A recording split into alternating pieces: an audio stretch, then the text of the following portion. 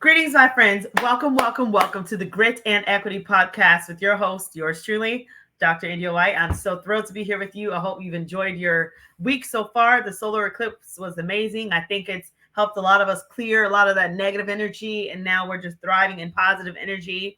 I think karma is serving its purpose. So, with that said, I want to now go into some announcements with you before I introduce my rock star guest to my right to you guys. So, first things first is the Grit and Equity Talks podcast.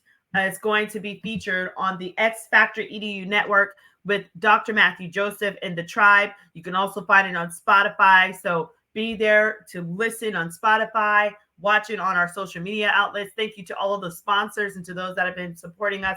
We're so thankful to have you.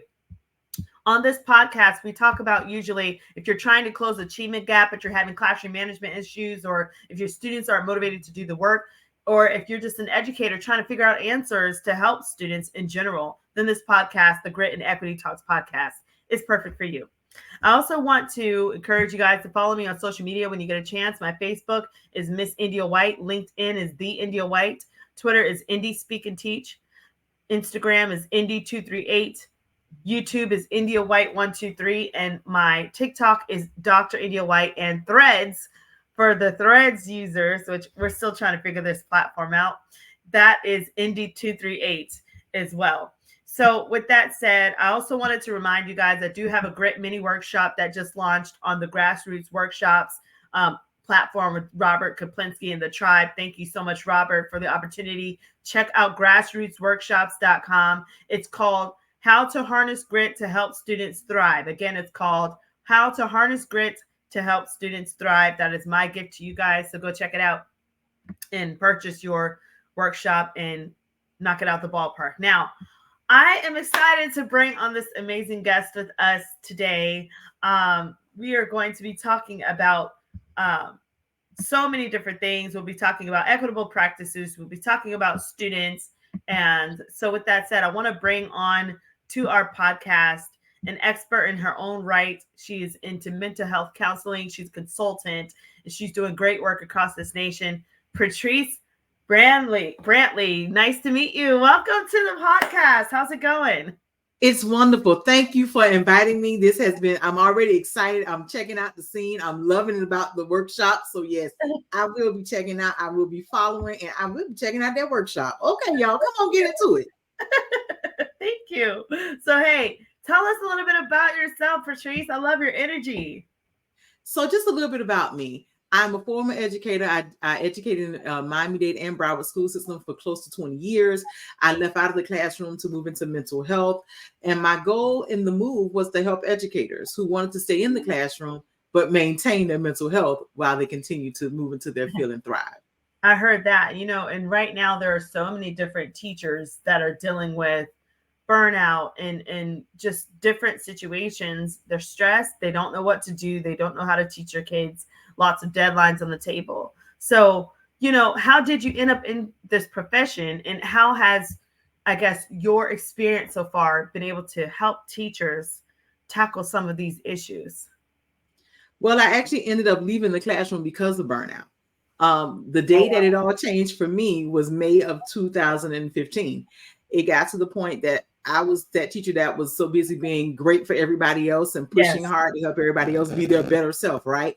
But I wasn't taking care of myself. And I realized in order for me to be my best teacher standing in front of everybody else, I had to take care of me too. And that day, when I dropped my kids off to lunch, I said, you know what, something's got to change. So I packed it up and I left. And I was like, you know what, something has to change. I left that day and I went to a restaurant with my best friend. And in order for me that day, we sat, and my best friend tickles me. He goes, you never leave your job midday. I go, I know. He goes, something has really happened. And I said, this is the day change has to happen. So at that moment, over nachos and salsa, a breakthrough happened for me. A decision to make a change happened for me. So tell me about that. Like, did your best friend walk you through it? Like, what went through your mind where you're like, that's it, breaking point? Like, talk to me about that. I'm sure millions of teachers have felt this and they need solutions. What happened? So at that day, as I'm sitting at this restaurant with my best friend, we're talking about it. And he goes, What's your plan? What's your next? What's your now? And I said, you know what? I'm gonna be very honest with you. I don't know.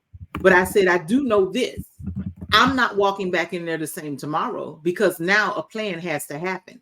And when I went home, I'm so glad I had that soundboard. And so many times we don't have that person that's our safe space to come and say, this is how I'm really feeling, and somebody doesn't come and judge you, right? Yeah. And in this space, he gave me a moment. He said, pause and let's talk about this. Really slow it down and let's see what you're going to do. And I took that time to pause. We had some good conversations, some great food. And it gave me a chance to kind of pause and just sit in that moment, that feeling, and really kind of do a self-evaluation of, is this how you've been feeling for today? Wow. Or is this something that's been going on for a while?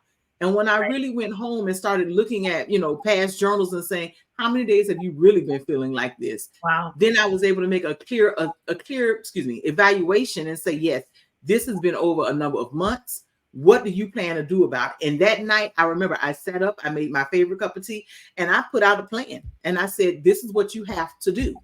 It will not change unless you put a plan into action to make it change. And what I did from that point forward is that I kept saying, now that we've made this opportunity and this option to say, I'm going to put me first and do the right thing to help me stay mentally healthy and be well. Once I started putting that plan into action, I called on my community. And I was like, y'all got to be my accountability partners. Y'all got to be the one that says, hey, you know what? Listen, what are you doing to take care of you today? Because they knew who I was. It got to the point I was the one. I would do this. Hey, listen, guys, it's Friday. We're grading papers. So I would go home and cook this elaborate meal, right? Because I want all my friends to come over and we're going to help grade papers. Oh, wow. And then we're going to have game night, right? With a bunch of desserts and adult beverages, right? Because that's what we do. But at this point, that's awesome. Yeah, awesome. I never did that. I have never invited anyone to grade papers with me. You know why? It's so beautiful that you did that. But now I see also how that crosses into your personal time. That's what ended up happening. So you never had time for yourself. Like there you go. And that's why it became a big thing of Friday. We're gonna have some fun. We're gonna grade, and we're gonna do that. But the problem was, it was eking over into my personal life. I wasn't taking care of me. I wasn't giving the best of me to everyone else. It was only in one space. So I had to learn. I had to put that into practice. And so now that's my mission. That's my heart's goal, is to help other teachers who want to stay in the classroom and want to be able to retire successfully and not leave out of frustration and this place of, I just can't wait to get out of here, that they can stay and fulfill that dream that they had, to be that teacher and be that person who came in and made a major impact in those kids' lives and make a change. Wow. People tend to forget that if you don't have a teacher in front of you, all the other professions cease. Wow. Let's back up a little bit. You're like a burnout coach. You're like a mental health burnout coach. You help teachers to not burn out. You help them to stay in the profession without burning out. That's what you're doing. And I think it happened. It's so powerful because you experienced it yourself. So now you know those red flags and you know how to say, hey, watch out for this. This is how you take care of yourself. Here's some self-care. Here's some mental health, opportunities and ideas that I have for you. Here's some triggers, to watch out for. Like, I think this is beautiful that you're offering this. So talk to me about your work. Like, what have you been able to do since you've left, the classroom space and you've been really coaching and helping other leaders? So in the midst of this, with this work, this has allowed me to take and really soar with people, to take people from that space of wanting to leave and just say, bump it. This is no longer for me, to getting people to stay in 2 to 5 more years and getting people to see, you know what, this is where I want to go. This is how I wanted to help. I dreamt of being that little girl, that little boy who made a difference in my community, and I can stay and do it now.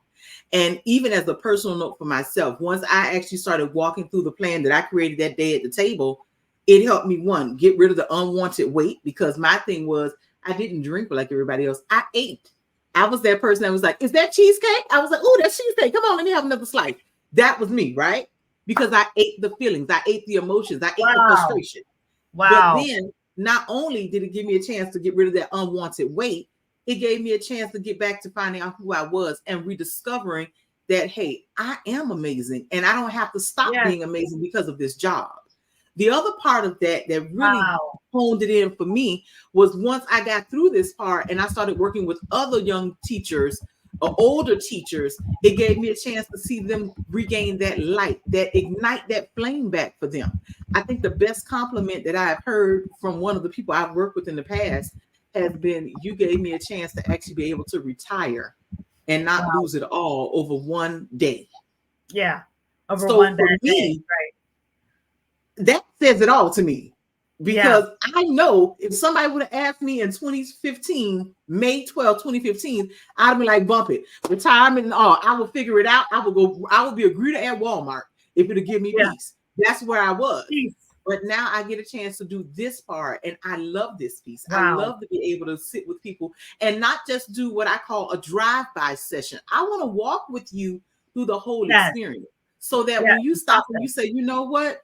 This is the process. This is where I am. This is how I've been moving through this, that you get to see your vision of paradise, not just mine, but what you say, this is where I want to go. This is how I want to move. That's the mission for me. Get like monthly sessions. You should do like monthly sessions and helping people with mental health. I think it'd be great. It fits you well. And so I hope everybody is listening to this. I hope you're spreading the word. Give this to a teacher that's burned out. If you're a teacher that's burned out, take a look at this. If you're an administrator, you've got some teachers that are on the edge of burning out. Play this clip for them. Give them Patricia's information, because I'm telling you, so many teachers need a Patrice in their lives. Because when you talk about, I'm going to break it back down. I'm going to go back to when you talked about eating your stress away.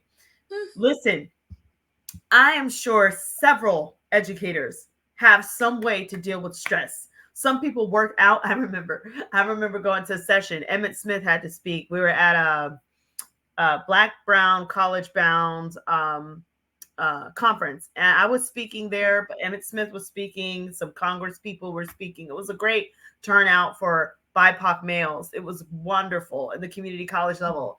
And I remember one young man went on, he was about 19 years old, and he spoke about how some of his stress is through working out. And he was telling Emmett, he's like, I don't know how to stop working out. Like, I just keep working out. And the guy's like buff, right? So Emmett's like, bro, what are you running from? Like, what is it? You know, like, what's up? Like, I just thought it was so funny the way Emmett just helped him understand it's okay to take a break. You don't have to work out every single inch of the day. I've been there too, where I've worked out like an hour and 30 minutes and like every day, like just nonstop, morning, night, and it becomes addictive. And it also helps you deal with stress. So some people deal with working out, right? But then some people eat.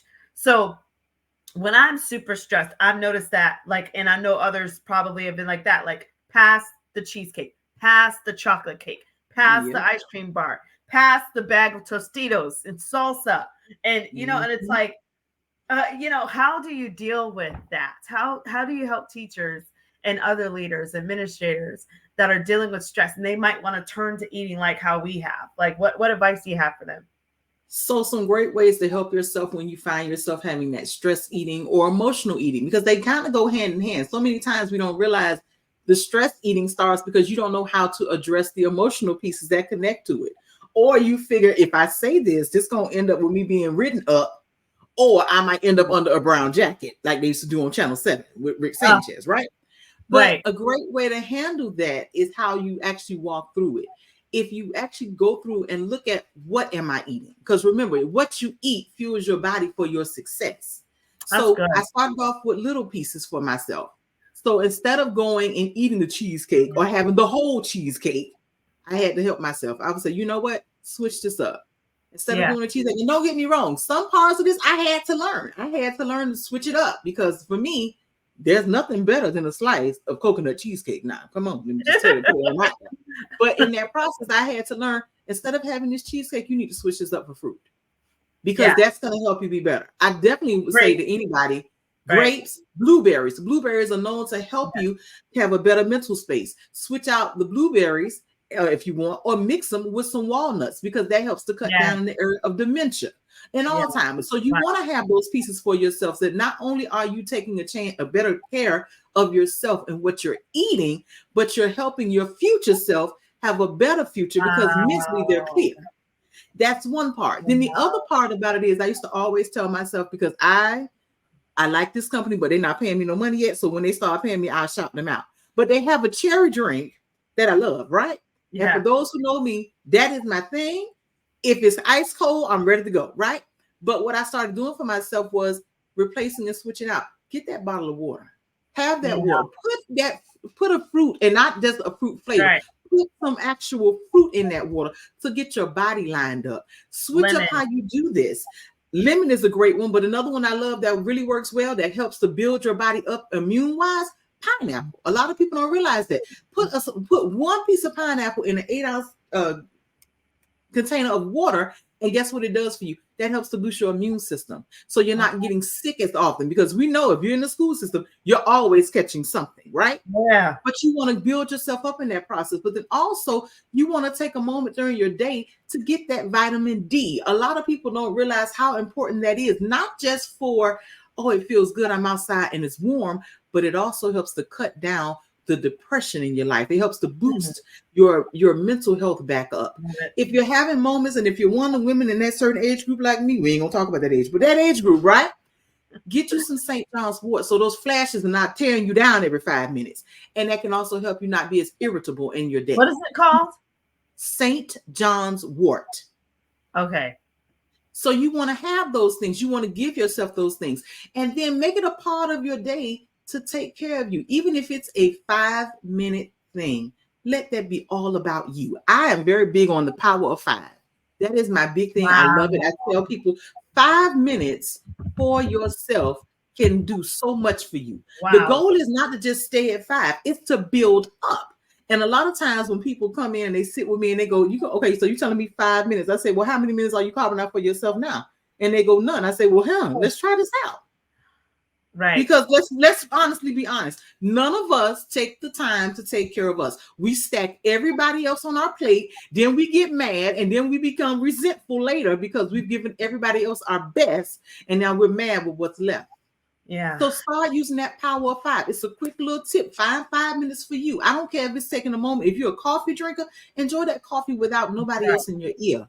If you're a person of the word, get into that word and read your scripture for those 5 minutes and just sit and soak in it. Let it talk to you.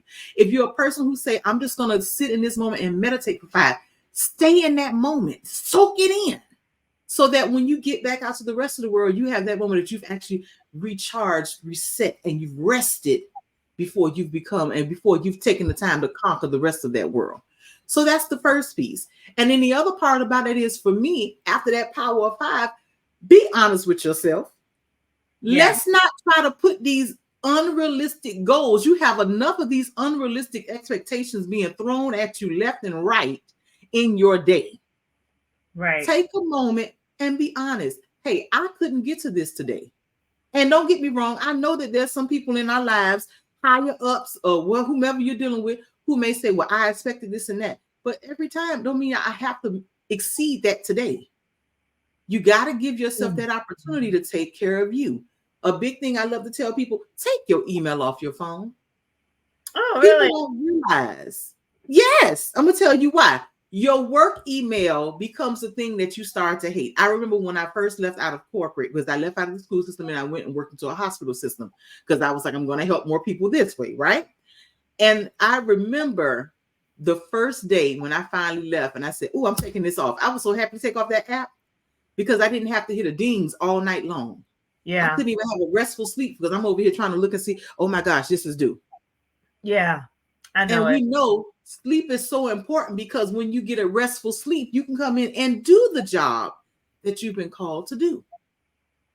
So you want to give yourself those little pieces. The little pieces add up to great impact. That's why I push this. This is very powerful. I could listen to you talk like all day, for real. Like you're helping me, with time management. I talk about, and I want to maybe spin this as well. This is about grit and equity and, helping our students and helping our teachers. Their teachers want to be gritty, but how do they also find a balance? And when we talk about grit, we talk about having great resilience in a certain amount of time. So what advice do you have for teachers of how to balance grit levels so that they don't burn out? So you can still get the job done, but these are some strategies maybe to help them with time management. So a great way to do that and keep that grit going and being that greatness that you are, that you've been designed to be from day one, right? Is chunking. Give yourself, like we talk about with the kids with reading, chunking the words, mini chunk those activities for yourself. And then when you mini chunk those activities, take a moment and see, what can I delegate off this plate? Sometimes we're so busy trying to do it all, be it all for everybody that we forget we are enabling others, but not empowering others. So now we got to learn how to empower. One thing I discovered, and I'll never forget this, because I was one of those teachers, I got it. I'll run around. I want to make sure, right? I got to touch every bit of it, right? And one day, I had one of my little ones come in, and she said, I did it. And I said, I'm sorry, you did what? She said, I got all our stuff set up for our morning routine. And I thought about that for a second. I said, wait a minute.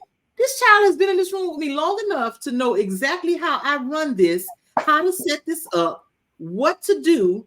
And again, I'm aging myself a little bit, y'all, so look past the gray hair.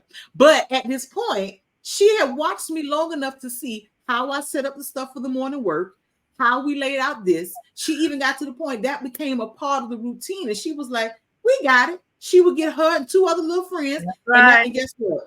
It was something off my plate that I didn't have to run around and make sure everybody had a journal notebook out. I didn't have to make sure everybody had a sharpened pencil. I had all this done. And guess what that did for me? That freed me up for the morning, that if I had that parent that walked in my door and said X, Y, and Z, I could actually answer that parent, and it didn't have to turn into a whole conference because I could talk to you for that moment.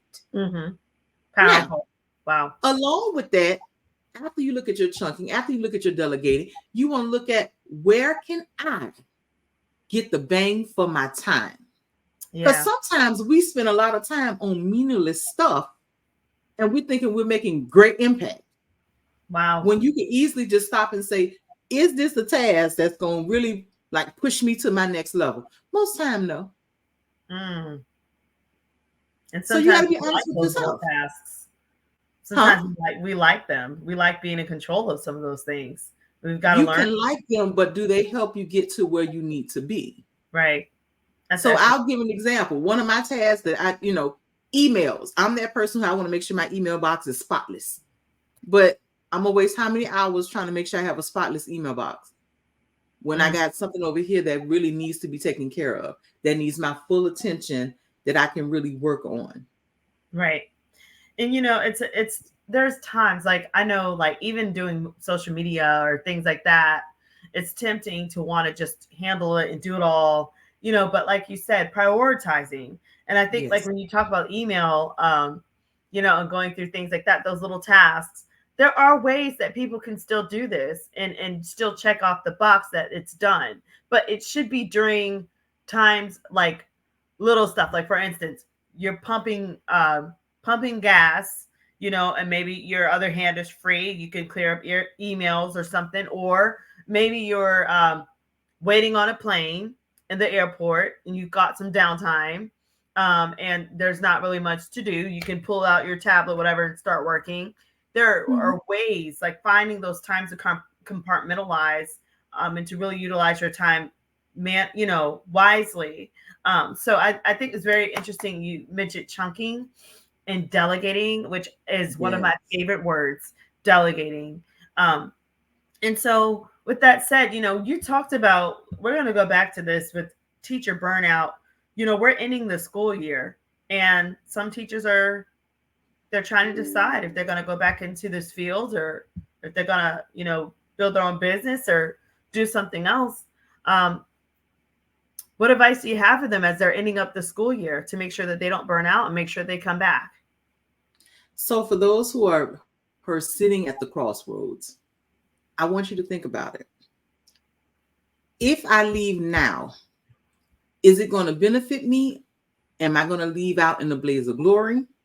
Or am I going to leave out stumbling, trying to figure out my tomorrow? And when I say it in that way, because I know so many people are at that crossword piece, if you're talking about leaving, what's your next? Do you have a plan in place?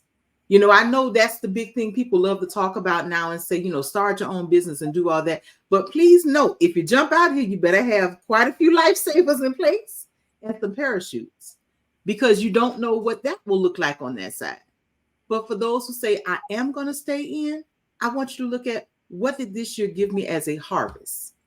And when I talk about your harvest, I'm talking about what were those things in this year that you said, you know what, I rocked that. I did my thing over there. And I know my kids made excellent gains. But then also, not just for those kids, what did I learn about myself in this year? Do I keep going and doing the same old template that maybe is causing me to be stressed out? Or do I change up and do something a little bit different? And then also be honest with yourself and say, did I take advantage of my support system, around me so that we can do these things together? So many times we want to be that one who's doing it all out there and being the all-star that we forget if we work as a team, I can make this a lot easier for myself. Yeah. So we want to do that. And then another piece of that is if you realize I really need to go and seek help, seek it. I think that is the biggest thing that I would scream from the rafters. If you need the help, seek it. I remember for me, when I got to the point when I was just like, I got to go, I got to leave. I did the EAP route. And I'm going to be honest with you. The school system I was working for gave me exactly a whopping 5 sessions. And then they expected me to come back and be, amazingly great after that. And I was like, 5 sessions did what?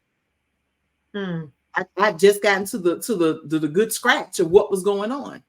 But there are ways that when you do this, if you step outside of the so-called normal box or the EAP box, you can meet with someone like me and we can say, okay, let's walk through this. Let's look at what this plan talks about, how we're going to help you be that amazing teacher that I know you are, or how am I going to help you move to your next in the way you want to go? Wow. And that's the goal. You want to be able to have someone who says, I'm not judging you. I want to help you to move and be propelled to your greatness, whatever that looks like for your vision. So this makes me think about then, what about teachers that they might have like a mental health stigma? Like they might think like, oh, well, if I'm getting counseling, I don't know, like people might crack on me because all of a sudden I have a counselor, or I have a therapist. What advice do you have for them? Well, the advice I have is I'd rather have the conversation with somebody who is objective and willing to be a listening ear than listen to the foolishness of the street and not get what I need. And you have to remember, we're in a space where mental health is being talked about just as much as fashion on runways. Wow, this is your time to step in and really know that I'm okay. It's okay not to be okay, but it's not okay to stay not being okay. It's good to stop and talk to someone and say, I really want to talk about this. And let's all be honest. We've all had that girlfriend that we like, girl, let me go talk to her. She got all the answers, right? Because I don't want to pay nobody. I get that. I totally get that. But here's the thing. How many times is that girlfriend going to have an open ear and go, okay, we back at this same thing again. Okay, and let me hit the record. Here we go. Bing, repeat. Yeah. No. Go to somebody who's going to sit with you and say, let me work with you. Let me talk with you. Let me walk with you in this process. And it's okay to do that. Part of the stigma is we're learning that, and I'll say this for me. I think the stigma was that people always would use and look for words such as crazy or things like that. It's not that. Let those words go. The word now is, and I'm going to give you my phrase I love to say, I am a spirit living a human existence. And I've had some things happen to me that I need to talk to somebody so I can be set free of that. Everyone, that's it. Everybody has something, and that is human. We have some trauma, something that we've got. Even the richest, most well kept of us, we still all have something that we need to discuss. Money does not solve all things. Money does not bring happiness. If that was the case, why are people ending themselves, unaliving themselves when they're billionaires and millionaires, right? There are mental issues that we all need to be honest about and explore, and to understand, like you said, that just because you're exploring this doesn't mean that you have to feel condemned or like something's wrong with you. I highly recommend that everyone have either a therapist, a coach, somebody to talk about their issues. I totally agree with you in the reference of people think money cures all ills. Now, here's my view with that. Money doesn't kill all ills. Money makes life a little sweeter. But Yes. if you don't deal with your mental health, guess what happens to your money? Your so-called money dwindles because your health is not good. Because how many of us, and we all know this happens, how many of us will do this? Girl, I'm gonna go have some retail therapy. Well, that means you got some other stuff going on deeper than what you buying over here at the Macy's. You're true. And shout out to Macy's if y'all want to talk to a sister. I like y'all. So another part of that is if I'm going to the store and I'm spending money on junk food or, ice cream and stuff, there's something deeper there. I need to deal with that so I can hold on to that money or at least figure out the eating properly in that process. Until you deal with the root, that money is going to do nothing but be a soured fruit. That's it. Because the money is going to be wasted because you're not dealing with what it truly is. Wow. This is powerful. Retail therapy, there's video game therapy, there's people that are casual drinkers that, just they try to make it look so wonderful. And there's certain people that are undercover, unfortunately undercover alcoholics, it seems, but they try to spin it off as, no, I just like to drink. I just like to, and it's like everybody around them could see this is more than just a casual drink. Like you have to visit the root of what's going on, and so I think that having mental health, counselor like yourself is key for many different successful people that just need another person to talk to and, need another idea to move forward in so that they're not wasting all of their money on retail and other areas, as mentioned. I think as you talk about it, and I think this is the part that people don't realize, having a drink or two drinks, even three may be fine. But when you find yourself drinking because of how the day went and the bottles are getting bigger and the glasses are getting bigger, something's wrong, or they're becoming more. And then the other part of that is being honest with yourself. Why am I holding this glass? I think that's the biggest piece because, society says drink and celebrate, right? Society says drink and celebrate. Drink when you're miserable. Drink when you're this and that. But here's the key. They're not telling you that at the end of that sip could be so much more. Fatty liver, cirrhosis of the liver, diabetes complex issues that actually look like diabetes, but actually are drink-related illnesses that people don't talk about. They also don't talk about how it tears up the family structure and home, because for some people, the drinking gets so out of control because you're not expressing the issue over here. You're taking it out over here where you feel is safe. Wow. So we got to start having these conversations and really digging at the root instead of looking for the quick fix Band-Aid or pill to deal. Wow. So then for educators that are just kind of wanting to have a hope and leaders that are wanting something at the end of the tunnel, what advice would you leave them from this podcast? So what I love about this podcast is always hope. That's the one thing you should never give up on. There's always hope. There's always a light at the end. Even when it looks dark, just keep looking for the light. And I do believe from this podcast, what I want to leave you with is there is someone who is willing to walk with you through this. There is someone who's willing to be an ear. There is someone who is saying, I want to be a part of your success story. But what I need you to do is to invite me in to be a part of their success story. That means you can't get caught up with what the stigma is or what you think they would say. Right. Invite that person in who's willing to say, I'm going to walk with you and help you be the best you that you desire to be. Wow. Well, thank you so much for that. I think it's beautiful, and we're happy to have you. You're definitely welcome here. And how can people reach you? I see you have on your background www.3smovement.com. Can you tell us about that? So www.3S Movement is the website where you can reach out to me. That's where you can set up counseling sessions, or either one of my favorite sessions I call vent sessions. If you say, you know what, yes, I want to counsel right now, I just need to get this off my chest. A vent session is the place to do that. I think so many times people just feel there's one type of counseling and one type of box, but some days you just need to get some stuff off your chest. So come on, let's vent about some stuff. The other part of that is at that particular site, you get an opportunity to meet, for those who are educators, you get to speak with an educator such as myself, a former educator as myself, who knows what's really happening in those classrooms, who knows what's happening in those schools, who are not just saying to you, oh, Is that how that makes you feel? No, I understand. So let's talk about how you're going to work through this. What does that look like? And then the other piece of that is if you decide, you know what, I really like this, I want to go deeper, and you say, I want to learn, Patrice, let's talk about these in some recovery groups. I offer one. I have a free teacher recovery group starting April 10th. It is for 4 weeks. I want you to join me so we can start talking about some of these activities, some things you can do to help you actually start to recover from your burnout. And if you say, hey, I want to go deeper, then we offer workshops. I go even deeper into the workshops, because in the workshops, I want you to leave with a personalized plan to help you work through your burnout so that you can be your best, not what's left. So as we get into these pieces and we dig more and more, I want to be able to be a part of that support system from you. I want to be that cheerleader for you. I want to be, as I like to say, your hype girl. I love that piece because I want to see the best in you. If you can't reach the website and you say, you know what, I want to hear her voice, call. I don't have no problem. Call me, okay? You can call 216-356-1031. That is the business line. You can always call, say, hey, I really want to chat with you. I want to know how we can connect. And we can set up an appointment so we can meet.